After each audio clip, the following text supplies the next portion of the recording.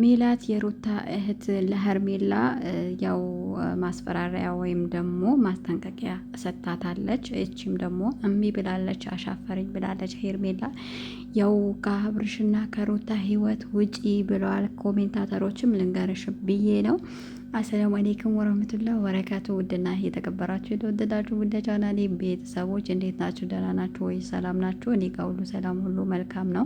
ዱባይን ባጭሩ እያስጎበኘዋችሁ በሩታና በአብርሽ አንዳንድ ነገሮች እንላለን። ለቤት ያድስ ሆናችሁ ደግሞ ሰብስክራይብ አድርጉ፣ የላይክ ምልክቱን ጫና አድርጉ፣ ላይክ አድርጉ፣ እንዲሁም ደግሞ የደውል ምልክቷን ተጫናትና ሁሌም የእኔ ቪዲዮ ይደርሳችኋል ማለት ነው። እኔ አሁንም ዛሬም ነገም ከነገ ወዲያ በአብርሽና በሩታ መፈትፈቴ አይቀርም። ምንም ማድረግ አይቻልም።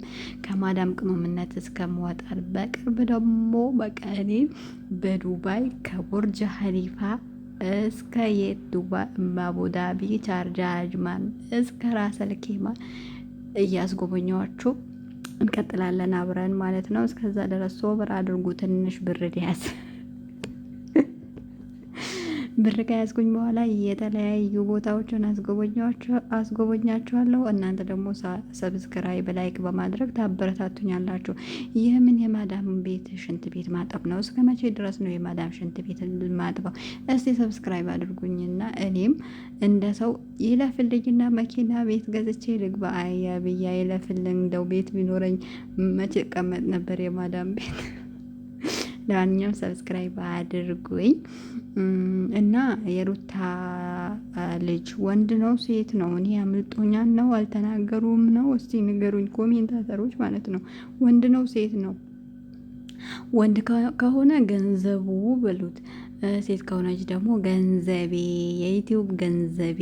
እንደው በዩቲዩብ ገንዘብ ነው እንደው ፈጣሪ ልጅን ማይሰጥ ቢሆን ኖሮ ሰው ቢሰጥ ኖሮ እርግጠኛ ነኝ በዩቲዩብ ነው ያገኙት ብዬ ነበረ ምለው ማለት ነው።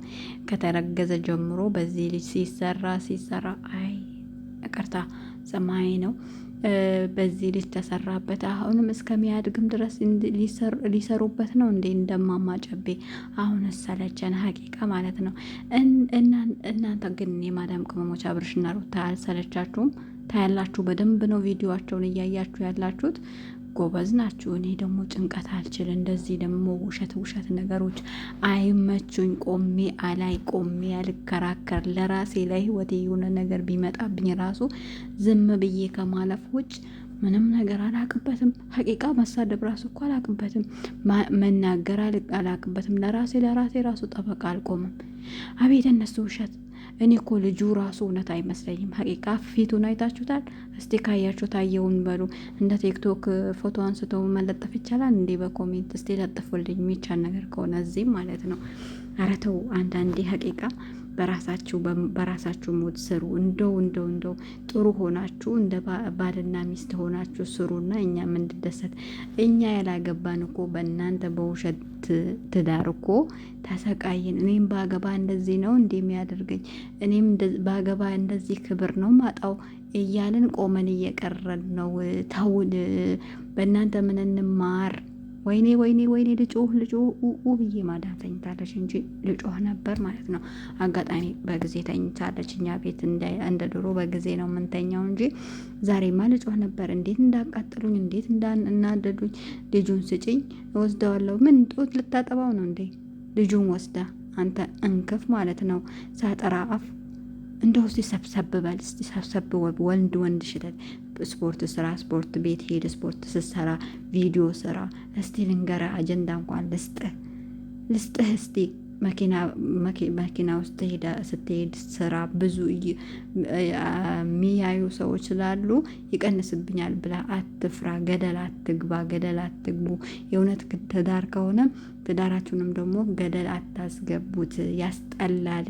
እኛ ላላገባን ሰዎች ደግሞ ምንም እያስተማራችሁን አይደለም። የትዳር ጣዕሙን እየቀነሳችሁብን ነው። እኔ ልንገራችሁ ብዬ ነው። እሺ አስጠልታችሁናል። ጋዝ አመት 2 አመት ጋዝ አላችሁን። እንደው 2 አመት እናንተን ሲከታተል የቆየ ሰው ጆሮው ጤነኛ ከሆነ ደስ ይለኛል። አእምሮም ጭንቅላቱም ይሁን። አሁን የመጣ አንድ አለ የባሏን እናት የምታሰቃይ የሚል ድራማ ማለት ነው። ቲክቶክ ላይ ቆርጠው ሲያመጡት እንዴት እንደሚያሳብዱኝ ማለት ነው። እና አሁን ደግሞ እነኚህ ተጨመሩ። የነሩታ ቪዲዮ ባጭሩ ይደርሰኛል። እኔ ተቃጠልኩላችሁ። እናንተ እንዴት ነው አምናችሁ የተቀበላችሁት? ጭንቅላታችሁ ውሸትን እንዴት ነው አምኖ የሚቀበልላችሁ? ኮሜንታተሮች፣ እነሱ የምትከታተሉ እኔ እኮ ግራ ገባኝ። እኔማ አልቀበላቸውም። መቼም ቢሆን እሰራባቸዋለሁ። ካሁን በኋላማ በስድብ ነው የምመጣው። ሳጥራ የሆነ ሰውዬ ወይ አፉን አይሰበስብ ወይ ደግሞ እስቲ ጥርስህን እንኳን ቢያንስ እንኳን አሰራ። ሀቂቃ ማለት ነው። አሁንስ ልንገር ብዬ ነው ልንገር። አንድ ደግሞ የጉራጌን ማህበረሰብ በእንደዚህ መልኩ ስላገኘሁት በጣም ነው የደበረኝ፣ በጣም ነው ያስጠላኝና በጣም ደብራላችሁ። በጣም ነው የምታስጠሉት። በሶሻል ሚዲያ ከሚጠቀሙ ሰዎች አንዱ ማስጠያ የሆናችሁ እናንተ ናችሁ። ሀቂቃ ማለት ነው። አይ ሉሉ የት ሄደች? ቲክቶክ ገብታ እንደው ወይ ወደ ሃይማኖት ዙራ የሷ ከዛ እንትን እያለች ነው። አረ ሉሉ ነይና ስሪባቸው። ሀቂቃ ማለት ነው። ልካቸው ንገሪያቸው ነው። ሳስጠልቶባቸዋል። ሰው በራሱ ልጅ እንደዚህ ነግዳል፣ በልጅ ገንዘብ። ነገ እኮ ይሄ ልጅ ያድጋል። በነገራችን ላይ ይሄን ድራማውን ፊልሙን እያሳያችሁ ታሳድጉታላችሁ። ወደዛ ነው የሚገባው። ሳይንቲስት መመራመር የሚባል ነገር የለም። ምን የሚባል ነገር የለም። ትምህርት የሚባል ነገር የለም። አሁንስ የሚማሩ ሰዎች ጭራሽ ጽሁፋቸው ራሱ አልገባም ብሏል፣ አይነበብም እየተባለ ነው። ሶሻል ሚዲያ ላይ ወጥተው እያወሩ ነው። እና አሁንም እናንተ ወደ ድራማው አስገቡት እንጂ ሌላ ነገር አእምሮ ጭንቅላቱ ብዙ ነገር እንዲያውቅ ብታደርጉት አይመስለኝም። እርግጠኛ ነኝ። ያው ይሄ ነገር ደግሞ በልጅነት የያዛችሁት ነገር ከባድ ስለሆነ ያው ያለ ነገር ነው ብሎ ነው የሚቀበላቸው። ጥሩ ነገር ነው ብሎ ነው የሚቀበላቸው። እና ያሳዝናል ወላሂ። ልጆቻችሁና ተው እንደዚህ አይነት ነገር እኔም ብዬን እንደምናገር አላውቅም። ለምታዩት ሰዎች ግን በጣም ነው ያዘንኩላችሁ። እኔ ግን አላያቸውም እና